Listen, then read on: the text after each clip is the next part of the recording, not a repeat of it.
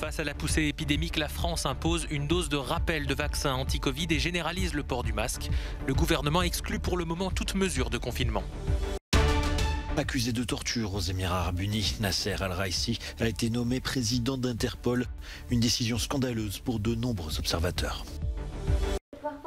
Avec près de 33 000 nouveaux cas de Covid-19 détectés mercredi en France, le gouvernement a décidé de prendre des nouvelles mesures. Les Français âgés de plus de 18 ans vont devoir recevoir une 3e dose de vaccin pour pouvoir bénéficier de leur passe sanitaire. Un délai leur sera accordé pour se mettre en conformité avec la loi.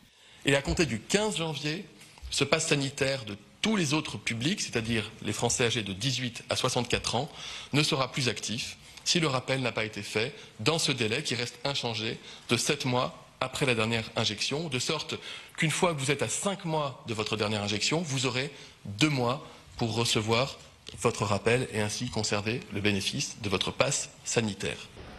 L'objectif est évidemment de pousser à la vaccination. Et pour les récalcitrants qui préfèrent se faire tester pour pouvoir accéder à des lieux publics fermés, le gouvernement resserre aussi la vis. Si vous n'êtes pas encore vacciné et si vous souhaitez bénéficier du pass sanitaire, vous devrez donc vous faire tester tous les jours à vos frais, sauf si vous êtes symptomatique avec une ordonnance de votre médecin, sauf si vous êtes reconnu cas contact par l'Agence régionale de santé ou par l'assurance maladie. Autre annonce, la généralisation du port du masque, désormais obligatoire en intérieur. En extérieur, les préfets seront habilités à imposer le masque pour les brocantes ou les marchés de Noël par exemple, mais le pass sanitaire y sera obligatoire. Enfin, dans les écoles primaires, les classes ne seront plus fermées dès le premier cas de Covid. Tous les élèves seront testés, permettant aux enfants négatifs de rester en cours. 8500 classes sont actuellement fermées sur le plan national. À Lyon, la mairie dirigée par les écologistes va bannir dès cet hiver les chauffages extérieurs sur les terrasses des cafés et restaurants. Cette mesure est inscrite dans la loi climat adoptée l'été dernier au niveau national, mais son application a été repoussée à avril prochain en raison de l'épidémie de Covid-19. Mais pour le maire de Lyon, pas question d'attendre le printemps prochain. Il met en avant l'urgence climatique et la sobriété énergétique pour réduire les émissions de gaz à effet de serre. Même si ça ne représente qu'un sur 10, enfin qu'un professionnel sur 10, il faut quand même savoir qu'à l'échelle du pays, les systèmes de chauffage en extérieur correspondent à 500 000 tonnes de CO2 émises chaque année. Donc le phénomène n'est pas si anecdotique que ça. Les contrevenants s'exposeront à une suspension de terrasse et à une amende de 35 €. Pour les représentants du secteur, la décision d'interdire les chauffages extérieurs est prématurée alors que l'épidémie de Covid-19 repart et que les terrasses sont particulièrement prisées des clients.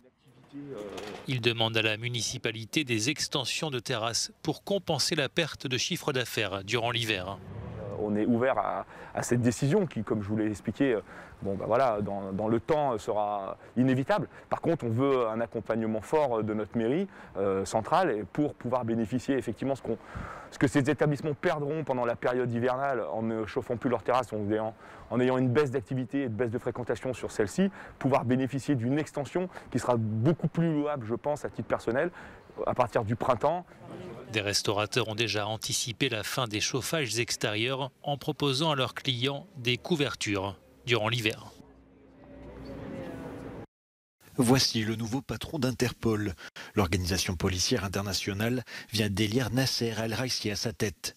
Pourtant, son profil interroge, car cet ancien ponte du ministère de l'Intérieur émirati est accusé de torture dans son pays. Plusieurs plaintes ont ainsi été déposées à l'international contre lui ces derniers mois.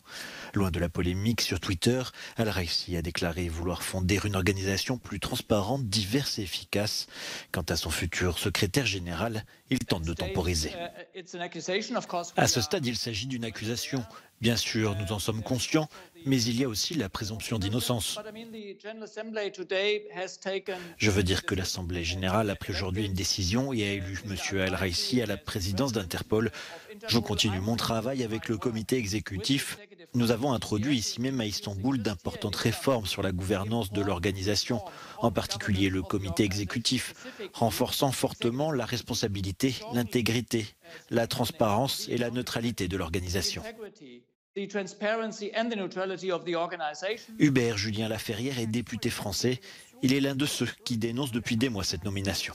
C'est pas possible que effectivement, que l'organisation qui pourchasse des criminels soit présidée par un homme soupçonné de crime. Eh bien si, malheureusement, les États membres de l'organisation ont montré que c'était possible et ont élu ce candidat qui effectivement va faire honte à l'organisation. Les Émirats arabes unis sont actuellement le principal financeur d'Interpol. En 2017, le pays a même été jusqu'à verser 50 millions d'euros, soit presque autant que les 195 pays membres réunis. Faire adhérer l'Union européenne à la Convention d'Istanbul contre les violences faites aux femmes, c'est une priorité clé de la Commission européenne. Cette annonce a été faite à l'occasion de la Journée internationale contre les violences sexistes. Dans le contexte de la pandémie, une spécialiste de la question souligne la difficulté de ce combat et l'inertie de nombreux États.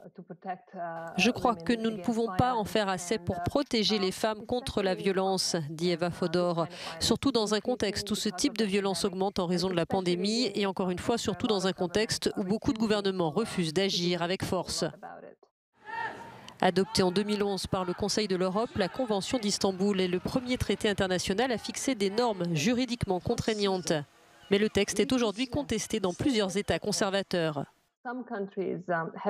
Certains pays ont fait un pas en arrière. La Hongrie, la Pologne et la Turquie en sont des exemples. Le gouvernement hongrois a également refusé de ratifier la Convention d'Istanbul. La Pologne s'est retirée. La Commission européenne est bien décidée malgré tout à présenter dès le début de l'année prochaine une directive pour lutter contre les violences faites aux femmes.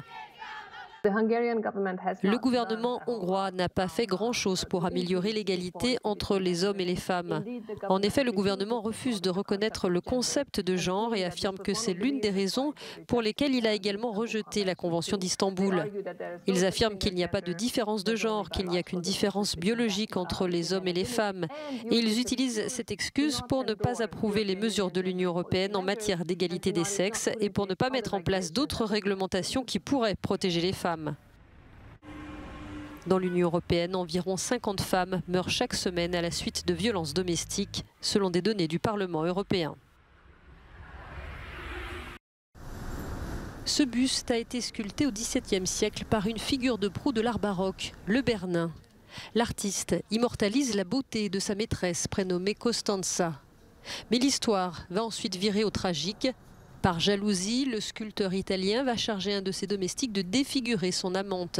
À l'occasion de la Journée mondiale contre les violences faites aux femmes, le musée des Offices à Florence a décidé de raconter cette autre histoire de l'art. La sculpture est mise en regard avec des portraits de femmes défigurées à l'acide. Il s'agit de sensibiliser les gens à des histoires où ils ne verraient sinon que de simples crimes qu'on lit dans les journaux, qu'on entend à la radio ou qu'on voit à la télé. Avec cette œuvre, on voit aussi l'extrême beauté, la vivacité des femmes, mais aussi l'atteinte à la vie elle-même et à l'identité. Autour du buste en marbre, sculpté par le Bernin, sont exposées des photographies de femmes privées de visage. Costanza a été défigurée par l'artiste à cause d'un amour non partagé. Dans les faits, il a demandé à l'un de ses domestiques de le faire. Près de 4 siècles ont passé et seuls quelques détails ont changé. Mais l'origine du problème reste la même. Les hommes considèrent les femmes et leur corps comme leur propriété. Cet épisode est décrit comme le grand amour du Bernin, mais nous devons démasquer ce récit selon lequel le grand amour mène à la violence. Nous y sommes encore, car la culture patriarcale est encore profondément enracinée. La photographe italienne Ilaria Sagaria a recueilli des témoignages de femmes victimes de leurs compagnons avant de les mettre en scène, représentant des non-visages, recouverts de bandelettes blanches ou cachés par un voile. Les associations de lutte contre les violences domestiques soulignent la difficulté de libérer la parole des femmes. C'est difficile d'en parler, c'est difficile même de le nommer quand on vit dans des dynamiques de violence souvent chroniques. On a du mal à reconnaître les actes violents. Vous commencez à penser qu'il est naturel d'être contrôlé, de rendre des comptes pour tout ce que vous faites. Faire de la culture un outil pour défendre la liberté des femmes, une lutte toujours d'actualité, plus de 400 ans après que la beauté de Costanza a été ruinée par la violence d'un homme.